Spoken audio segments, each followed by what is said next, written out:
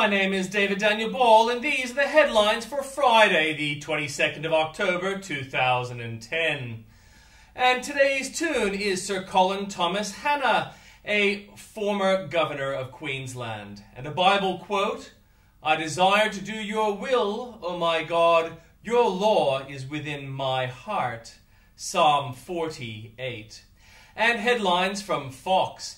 The troubled 4-year-old federal program to install a virtual fence along the 2,000-mile U.S. border with Mexico is behind and over budget, and a government watchdog agency is partly blaming the Homeland Security Department. FoxNews.com investigation reveals that Facebook, the world's largest online social network, also serves as a home for child predators trafficking child porn and interacting with kids despite content filters that the company assures will fill out offensive material. Obama administration is touting that 50,000 wind farm jobs were created by stimulus funding in 2009, but they're taking credit for jobs created during President Bush's term.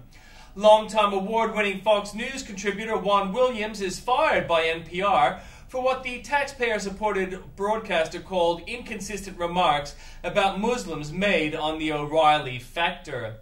And in breaking news from news.com.au, the diabetes drug Avandia is under investigation by the federal and state law enforcement officials in the U.S. Police say an armed robber gave back everything he stole from a homeless man after learning he lives in a shelter. Police say a woman drove around for months with a homeless woman's mummified body in her passenger seat. Forget urine tests, parents are now hiring dogs to sniff out whether their kids are using drugs. Cannabis plants with a street value of more than $400,000 have been found in a hydroponic setup. And from New South Wales and the ACT, drug addicts will remain a fixture in the main strip of King's Cross, with the controversial injecting room given permanent status. Australia's water storage levels have surged to more than 2/3 full after the recent deluge on the eastern seaboard. A nurse was bashed violently by a mentally ill patient as she went to make a cup of tea, and now her peers are walking out in protest.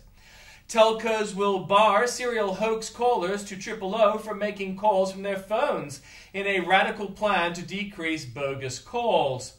From Queensland, about 100 state school students every week were suspended for violence with weapons or objects last financial year, 20 more a week than only a year earlier. Health Minister Paul Lucas has been accused of running a Stalin-style department after he tried to block an MP from speaking to his constituents. From Victoria, families are again bearing the fallout caused by drunken louts at New Year's Eve celebrations. The man who supplied Geelong footballer Matthew Stokes with cocaine has pled guilty to 4 counts of drug trafficking. Melburnians will remain on Stage 2 water restrictions until at least March, despite increasing water storages. From the Northern Territory, Lord Mayor to face court after a drug raid on his home allegedly uncovered an imitation pistol. From South Australia, the state government has admitted there is a risk of explosions at a fertiliser warehouse at Port Adelaide near the Newport Keys development. Fear, betrayal and anger over the Inverbrackie Immigration Detention Centre have galvanised the majority of the Woodside community against the plan. Senior Labour Party figures are ready to negotiate a right-left leadership ticket to replace Premier Mike Rann to prevent an all-out factional brawl. They're the men, women and children who might one day find themselves in a new detention centre in the Adelaide Hills under the headline "Bound for South Australia." Good song, that. Western Australia. Western Australians farmers face a bleak future as the state's wheat belt continues to wilt.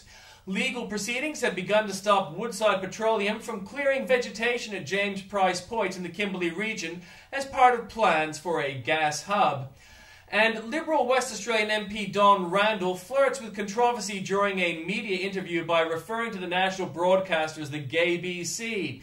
Show some pride, ABC. Stand up for who you are. And authorities have intercepted a boat carrying 88 asylum seekers and 2 crew in waters north of Christmas Island. From Tasmania, there's nothing new. And from the Journalist Corner, it's a Factor exclusive as Williams responds to being booted off NPR, and then, is he the first victim of George Soros' new war on Fox News? Karl Rove weighs in. How have cheap shots and name-calling changed the Kentucky Senate race, and what will be the impact as people go to the polls? Frank Luntz has answers on what he really driving America to the polls. And then, which states could be in for a big surprise? Dick Morris goes on the record. And in comments from Piers Ackerman, it is sad but true that few Australians would have followed the debate on the engagement of our troops in Afghanistan, to which I comment, I'm opposed to war in general, but I support our troops. I get it that we need to fight for peace. We can't surrender for peace. That will not work.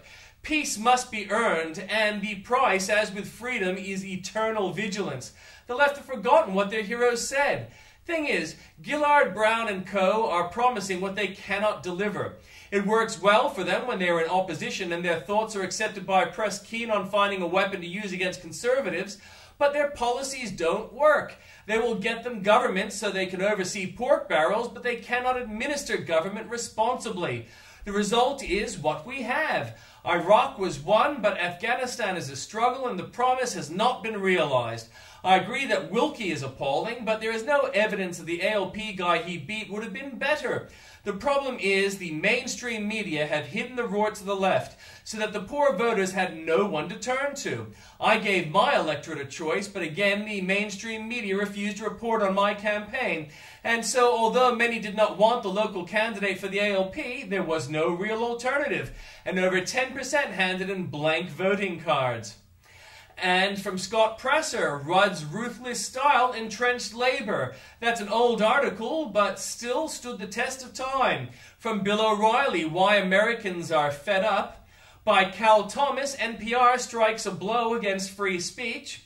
From Andrew Bolt, Importing HIV. If only we could all live with Cameron's less. Don't tell Bob we're not losing. Canada takes a Howard idea on boat people that Labour rejects. The more believable Hicks, Breeding Misery. Gillard may need asylum herself in Adelaide. Norman in a bunker. Obama falls as stakes rise. Calling Flannery to account. More evidence that our soldiers need more help. 262 active customers so far for Labour's $43 billion scheme. Juan Williams fired for not pretending this jihad thing is a beat-up. More for you there at the link.